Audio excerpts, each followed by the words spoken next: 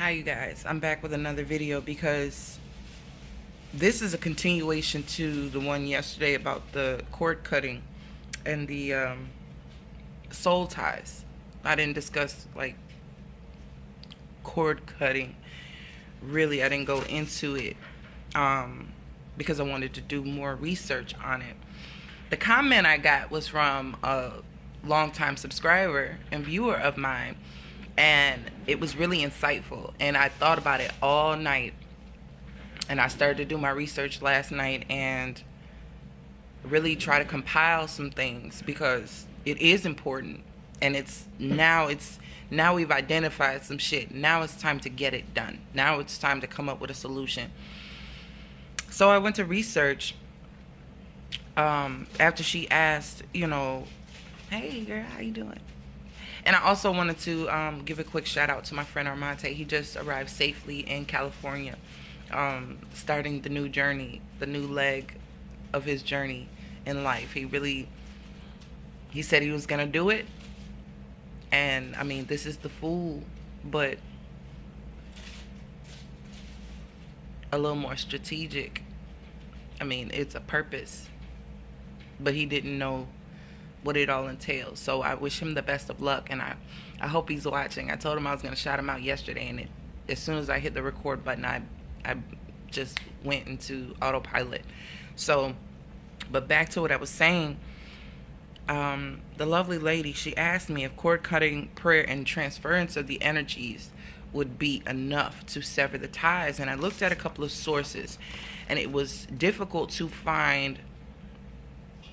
When I put in soul ties, it was difficult to find something that was non-religious, because, a lot of the associations of two people becoming one flesh, it's Bible-based. But I did get a source, Sheila from To Love, Honor, and Vacuum was talking about 4 steps in the breaking soul ties process, which was acknowledge, confess and repent, forgive, and then break and remove. And the acknowledgement, like I said, we acknowledged it. We talked about we talked about acknowledging it yesterday. The confess and repent portion is to confess to someone trusted, a priest, a confidant, a lover that you trust with this information to help you break this tie. It's like, when people go to counseling, and they really have to, sometimes they will write about somebody that's hurt them or something of that nature. They have to then forgive them in order to release the hurt and the trauma. So this is the type of method that she provided. Now, there was another source. Tanaz was the author of How to Cut Ether Cords, a ritual you need to know. And this was through Forever Consciousness. Now, this is where spirituality comes into play, not so much religion, because there's so many different religions and practices and things of that nature, beliefs, and sometimes some religions are more strict than others when it comes to bonds between a man and a woman, or partners and family. It's like there's some customs that you just endure. And this method was more so geared to those who are diving into their spiritual selves versus their religious identification. And it was talking about finding a quiet place alone and to relax, take deep breaths, and contacting your spirit guides, asking for the help. And they actually gave something to recite, and I wrote that in my journal. I actually posted it on Instagram for other people who aren't, who don't view my channel, or aren't, don't go over there or whatever. I mean, don't come over here and see these videos. And it said, Dear spirit guides, I call upon you to help me heal, let go, and cut any etheric cords that are no longer serving my higher purpose. I ask that all cords attached to me that are not aligned with love, light, and positive attention be released. Help me to release them and surround me with a healing light to protect me from future attachments. Thank you. And this talks about, I like the fact that it included positive attention, because a lot of times in these toxic situations, the attention that you receive is not positive. You may only get the sexual need, but the emotional one is unfulfilled. Or you may only get the abusiveness of the relationship with this person and never the compassion or sympathy, not sympathy, the loving and the tenderness out of another person. The only attention you might get may be in a negative sense. So this was vital, and I wrote it down for that reason. And it was saying to recite it more than once.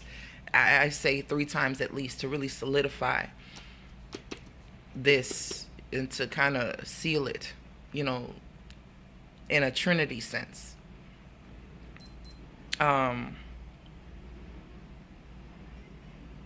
A lot of times this should be done alone or in the comfort of, somewhere safe where you'll be undisturbed by yourself or with someone that is very trusted, non-judgmental of you. That, and it's hard to find, everybody has their own judgments and come up with their own preconceived thoughts about people when they're going through shit. But if you have someone in your life, a friend, a priest, a mentor, someone that can really, or a partner even, that you really trust and want to get bonded closer to, a new husband, a new friend, not new friend, but someone trusted that can help you go through these processes, it will help you to say these things aloud and to it's like having a witness to your transformation, to your intention. And there is power in numbers. So if they're there for the support of you to really help you get through this, their intention is the same as yours, to release this bond, release this, and knowing that your own power succumbed to this connection, to have somebody else's power vibrating with the intention of releasing this unhealthy bond is a more powerful way to combine energies to break something that you could not break alone all this time, or stayed in and endured all this time. Another site I went to was Let Me Reach, and Kim Said also gave it was more of a psychic type of, she named it a psychic process. And like I said,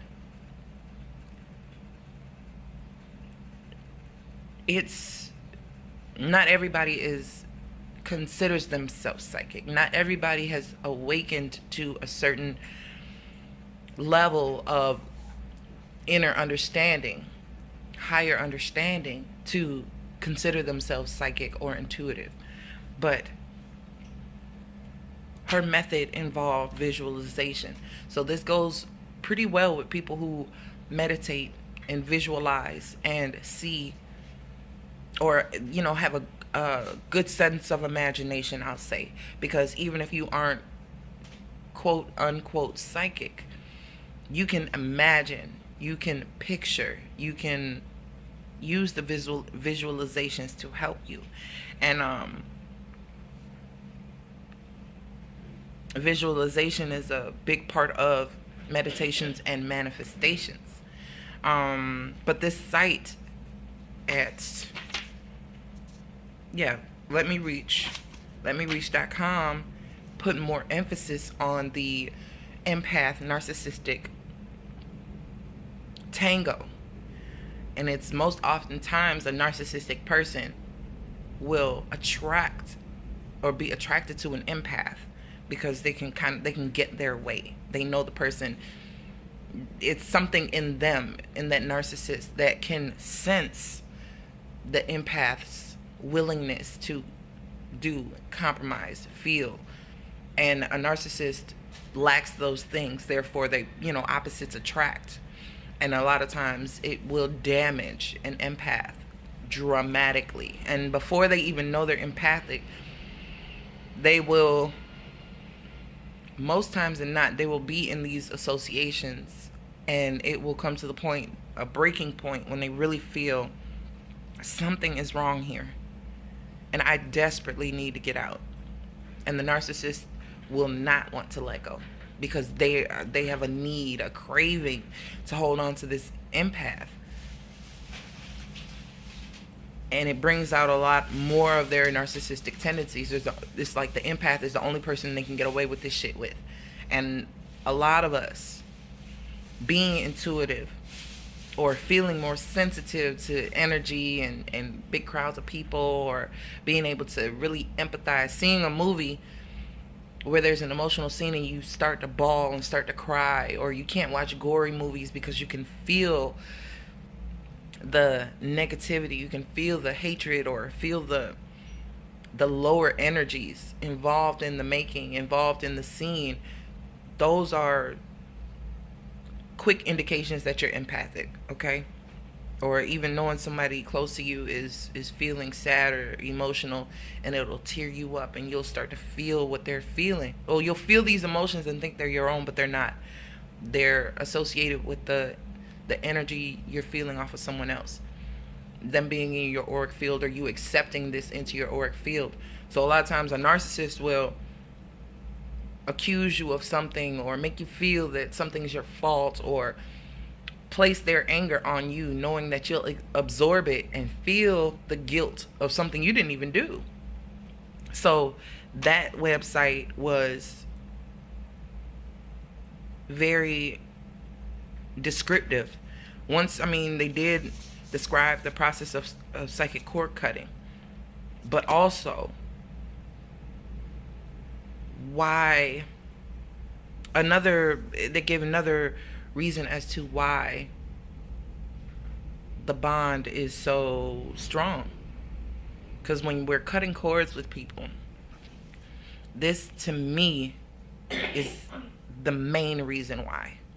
You could have a narcissistic parent or sibling or a friend, lover. This isn't all about a sexual relationship. You have a lot of times where there will be somebody controlling, somebody who always gets their way with you, that you can't say no to, or different things like that, but you don't want to partake in that energy anymore. And you can start to see that, okay, these people are really fucking crazy. But sometimes they do it not knowing what their deal is. A narcissist doesn't always know they're a narcissist. Just like an empath doesn't always know they're an empath. But once you learn and you acknowledge that, you can start to identify. Even telling them they're a narcissist, they probably won't understand what the fuck you're talking about. They'll just think, I'm in charge and I take the lead, and that's just it. I am who I am, not thinking that there's an issue with it or a problem. And it happens a lot in relationships, and there's a lot of codependency in that. It's like they need each other they don't even thrive well, not together. You know what I'm saying? But it is a codependency thing, and this goes back to that devil card and the soul ties topic. Now, there was another thing I came across, and I slept on this. And then I found this one here, and this starts to... Urban Wellness Mag has a post about cleansing the aura of past partners. This is specific to the sexual partners, soul ties, and cord cutting. And this involves, it said it should be between a couple of days and a month, a process that you should do. And I think that, doing one after the other, give your body time, your mind, your spirit time to assimilate to them being gone from you before you do another, so you can take a note of the change, take note of what you feel, or any impressions, visions, insights, dreams that you may get associated with you cutting the cord of this person. It said 30-day release, but I figured, hey, why not do it as a moon cycle, 28 and a half days or so. You can do it one a day. It involves candle work, light work, which we all have the light because we all have the dark. It is possible to be done by anybody who sets the intention. It also, talks about having a notebook, a private notebook or a journal. Well, I say private notebook or a journal that you can write in. Okay, there's a small questionnaire on that site, and the link will be the link to all the sites that I went to and did my research on will be in the description box, so you can go to them yourselves. You can choose, what may be the best process for you. This can also be done with a current partner or a very trusted friend. This does involve chakra work as well, the sacral chakra, so they suggest an orange candle. Now, I had a dream last night about somebody, we call him Crunchy Peanut Butter. It sounds mean, but it's, I don't know, because we talk, we have our own little language. We associate people to things that they wouldn't understand, but we know the significance of them. So instead of just naming them and calling their name, because we'll end up summoning them in some way. We weren't even speaking about him at all when I spoke with this particular friend yesterday, but I had a dream about him that let me know that this person, by association, he has a cord attached to me as well, because we were friends at one point. He appeared in my dream, and we went through some really crazy mess. There was rumors started, and he was upset with my friend, but he took it out on me. And it was like a defamation of character type of thing, public shame, like just gossip. And I just sat back and watched it all like, oh, wow. I wasn't reactive like a nuclear plant. I wasn't upset or trying to defend myself, because I knew where it came from. He was hurt and he retaliated. And it was something that I didn't do. It was something I couldn't control, but he put me in the crossfire to tarnish my image and my reputation. And I just let him have it, because I know he was doing it from a place of hurt. And he was trying, it was like a last ditch effort to restore some of his manhood, some of his confidence, some of his, power. And he did it in a negative way. Well, I had a dream about him last night, and he was actually trying to contact me in a different context. Not apologizing, but trying to advance a friendship. I don't know if he always wanted to, or there was something more in depth there for him that made him retaliate in anger because he couldn't do what he wanted to do out of admiration or whatever. It was really weird, and I'm still waiting for my friend to text me back so I can tell her what the dream was. But knowing we're in the time of Cancer, and knowing my placements and diving deeper into my houses and the different, I'm really trying to dive deep into the astrology of myself. I know the basics, but I'm really diving into it, like, to really start to grasp what the fuck is going on. Because it's a lot. And now I'm starting to get the explanations. But I realized the chord that he and I shared, he sent me a lot of negative energy to where I had to keep a rough black tourmaline nugget in my damn pocket everywhere I went, because I felt I needed that protection. He was sending things my way energetically to damage me, to create conflict. He created conflict with other people to get at me.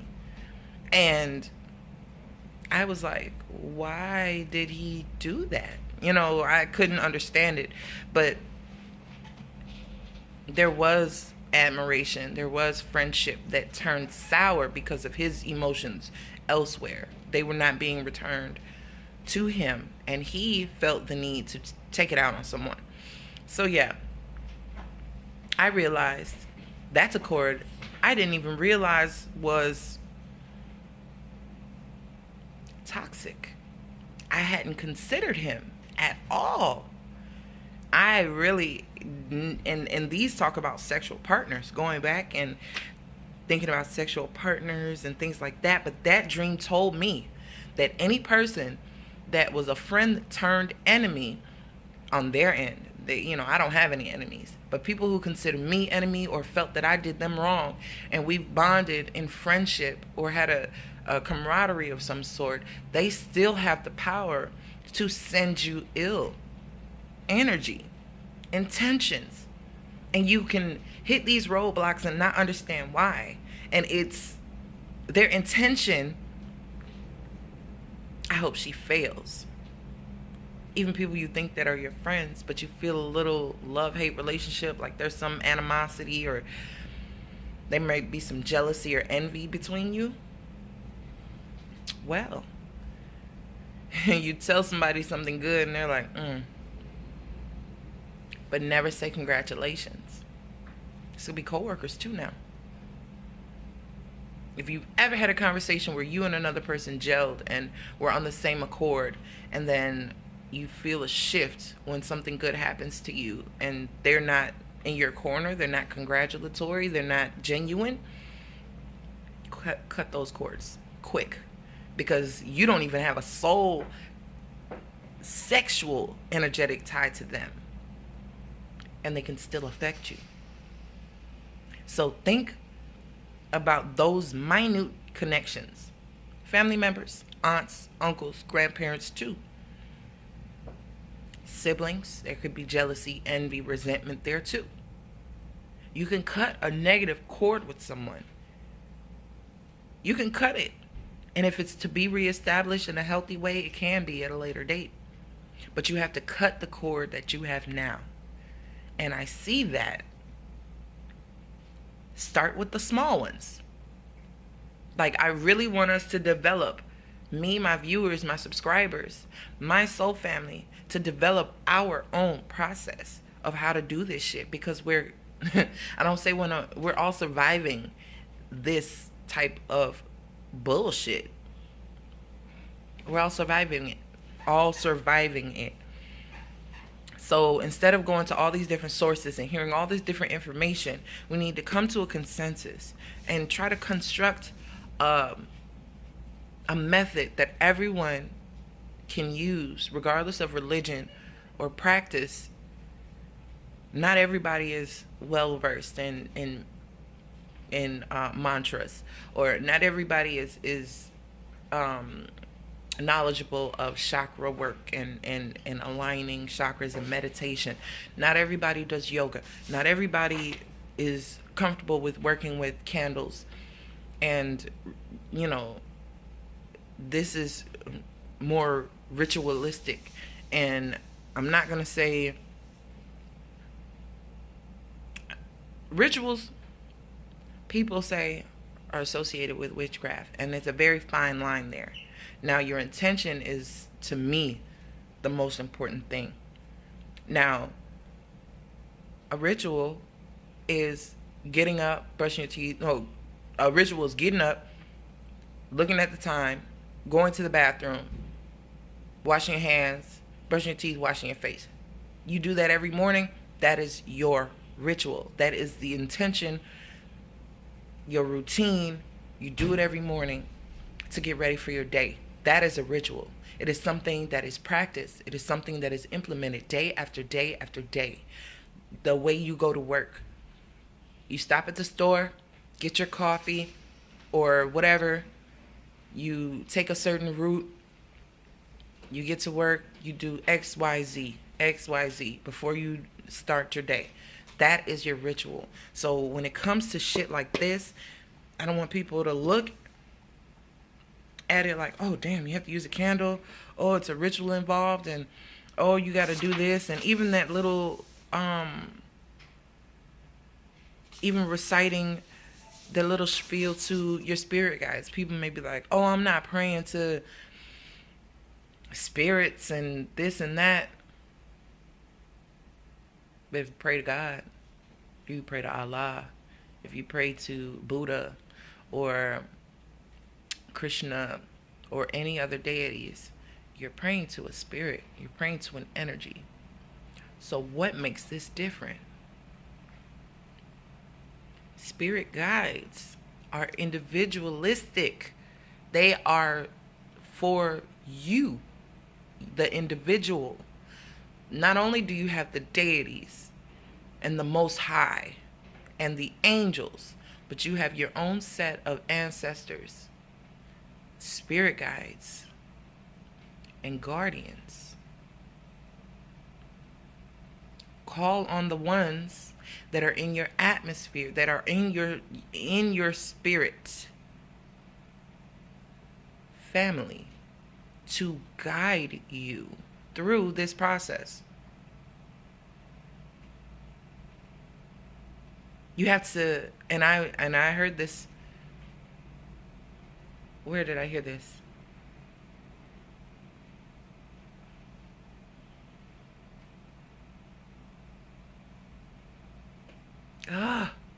It's escaping me.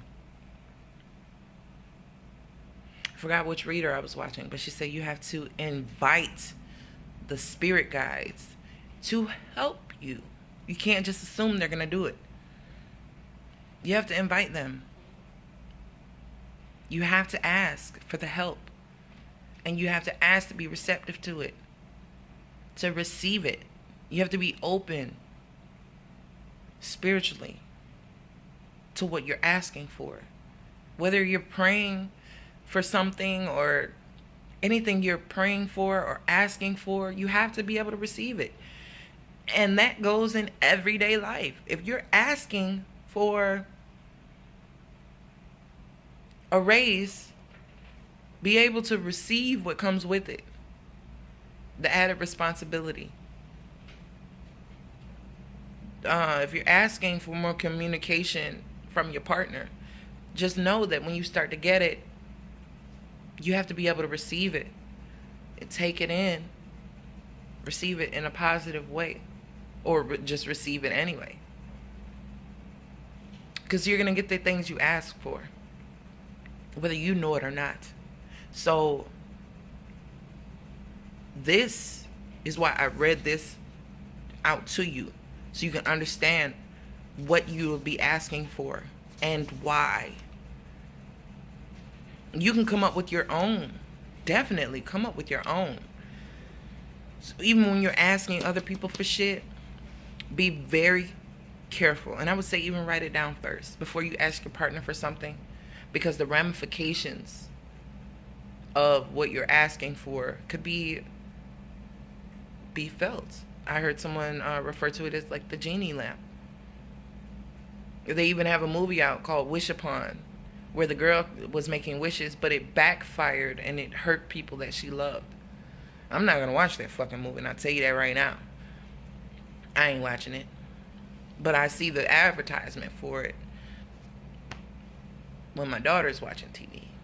So what I'm saying is, you have to know what you're asking for. And you also have to think about what the consequences could be if you get exactly what you're asking for. What are possible ramifications that come along with this? I want this person to love me. Well, they may love you, and they may love you in an unhealthy way. Or this person may not be healthy enough to love you the way you want to be loved, but love you enough, or love you the way that they can love you. You have to understand that too. Some people can only love the way they've learned to love, and they may not be fitting for you at all. So I want to take the time to thank you guys for watching. You know, I still got on my eye mask. This was something that was sitting so deep in me, and it resonated, especially when my subscriber asked, you know, is cord cutting, you know, is prayer, is that enough? Transference of energy. When I talked about recycling it and making it anew, using it in another outlet to safely dispel the energy, you know, she was asking if that is enough. And I say, you have to feel that it is enough. You have to feel that what you're doing will end this, will put a stop to this. You can do one of these things, you can do all of these things, and still feel that there's something unresolved and that you still cannot release it. So it is with that intention and with that thought. Thoughts become things, and they influence the way your body responds. Be very methodical in your approach. If you're cutting a cord with someone that is still in your life, in your everyday life, that you have to see every day, I think it would be wise to start to detach little by little. Do the ritual, do the process, do the prayer, do the cleansing bath, which I didn't go into today, but it was after my cleansing bath that it came into my awareness. It's like I had too much going on in my auric field, that once I cleared it, my attention was brought to these soul ties. And so I do feel that helps, and I will probably go into that and different types and different kinds and what they do and all of that. But just for the sake of time, which my videos have been getting lengthy, fuck it. Fuck if it's lengthy. If you're gonna listen, you're gonna goddamn listen. And I appreciate it. Trust, because I took a lot of time and a lot of effort to look these things up, because this is something that is vital. I could be doing all this stuff on my own and telling you how, oh, it's so easy. All you gotta do is clear your energy, cut these cords, and you'll be fine. Rainbows and unicorns and fucking rainbow colored fart coming out my ass. That's not what the fuck this is for. This is not. A lot of us that are attracted to each other and find each other at these important times are going through the same shit. So it's best to, as a collective, get this shit sorted out in the best way we know how, using a combined consciousness to achieve it. The tarot readers you see, psychics you see, I feel at one point have all had to deal with this, whether they admit it or not. That is a part of the ascension process, period. So no matter who you look up to, watch every day, watch every week, every month, religiously, go into their channels. Everybody has to deal with these things. It is something that I would say is unavoidable. It is absolutely necessary to know how to do these things, regardless of your practice, regardless of your religious upbringing, creed, country of origin. It does not fucking matter. It doesn't. This is universal. So I do hope this helped. You guys have any suggestions on how we can manicure this process, or something that is missing, something we need to add to it, leave a comment below. Email me. My email will be in the description box. Just let me know, because there's no time like the present, and our time is too vital. Our the rest of our life force, however long it will last this time around, is too vital to let this persist. It's too vital for that. So I will talk to you guys later on. Thank you for watching.